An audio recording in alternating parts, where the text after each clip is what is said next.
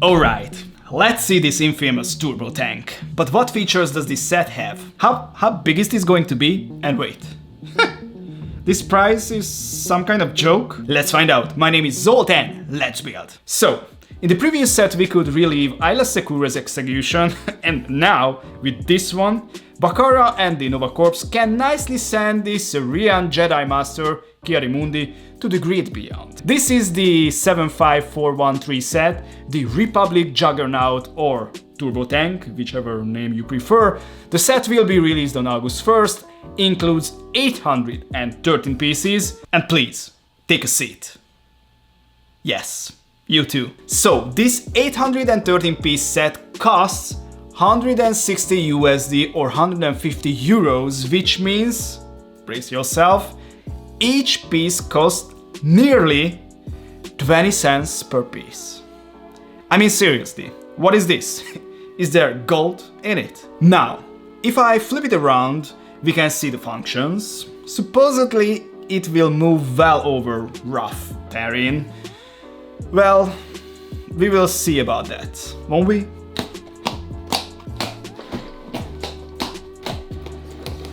Okay, so we have 7 number bags, a small sticker sheet, I don't mind that, and here is the manual, which will be 133 pages long, and yeah, we don't have any extra information about this Juggernaut, so nothing else to do. I'm gonna start this build and let's see those unique minifigures and let's see this turbo tank.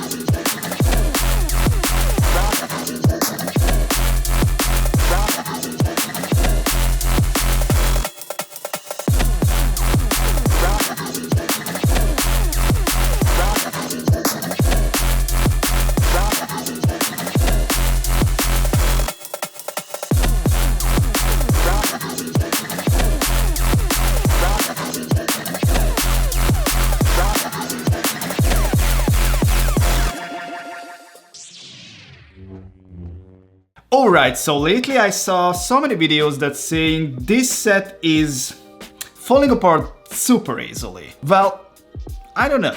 As you can see, I've got it right here in my hands and it's not exactly crumbling like it does for them. No, that doesn't mean it's flawless. Oh, far from it. But I personally didn't experience any major stability issues. But before we dive into the details, let's see the minifigures because we have 8 minifigures in this set. So first up is Kiarimundi, last seen in 2018 and this is only his 3rd appearance in Lego form. His print is completely exclusive. Legs, torso, even the face have exclusive prints. Though the face looks very similar to the 2018 version. He's come with his usual lightsaber, and that extra headpiece looks fantastic on this Syrian Jedi Master. Next is Commander Bakara. A totally new figure making his Lego debut here. He's got a beautiful Stormtrooper style leg and torso print with some nice dark red detailing. Unfortunately he's missing the kama, that skirt-like piece, and the pauldron, the shoulder armor, which for example Blinded have. The print suggests there is something there, but it's not a separate piece. However, the helmet is just amazing. totally unique mold and print, much wider than the regular clone helmet, and underneath we can find the familiar clone face. Then we've got 3 Nova Corps clones, also with unique appearances. These are the very first official Galactic Marines. Everything on them is exclusive, from leg to torso print.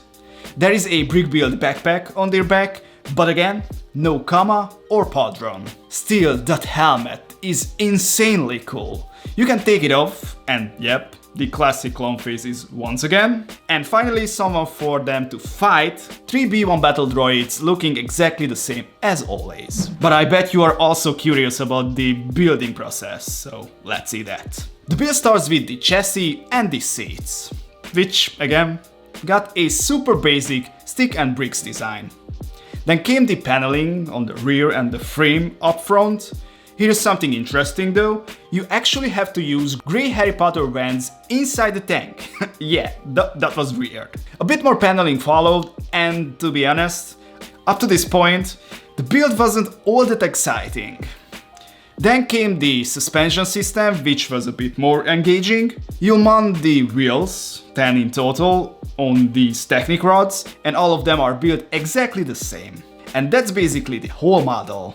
From the building standpoint, this set is kinda dull. No clever techniques or exciting features were used here. And not exactly big. This 813-piece tank stands 6.5 inches tall, 12 inches long and 5 inches wide. That makes it the smallest, yet most expensive turbo tank ever. No, I'm not counting those tiny micro versions. Just look at this picture. It says it all. Even this Jurassic World set, which is also licensed, has more pieces, is brand new, and sure it has fewer minifigs, but still, is this Clone Wars set worth $100 more? Is this a joke? Anyway, let's take a look at the features. So up front we have an elevating observation post where you can place a figure to get a better shooting angle. The front section opens up completely to reveal a stickered counter panel. Then the sides fold down, the top comes off. Super easy to access the inside, which is where the clones go. There is also a movable antenna up top. This section here opens too, though I'm not sure why. The sides have stud shooters that work exactly like always. There's another one on the back, again, same old story. And finally, the rear also opens up, revealing the cockpit area. Now, back to the durability. I saw a lot of videos where the tank just crumbled in people's hands. I didn't have that happen. Sure, if you really squeeze it, you can break it, but with regular play, it will hold. However, the suspension, yeah, that was kinda sketchy. The box even advertised it as being able to move on uneven terrain, and well, it kind of does. I rolled across my hand, but in 2 out of 3 takes, the front wheels fell off. So yeah, I do agree with other reviewers, this set could have used more refinement. In a kid hands, it's almost guaranteed to fall apart pretty often.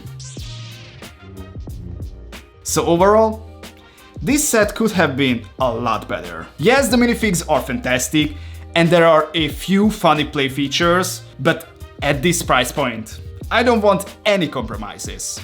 For this kind of money, it should be perfect, and it's far from it. If you can find it later at discount, it's worth it for the figures. But at full price, hell no, forget it. Even if this were perfect, I still wouldn't recommend it at this price.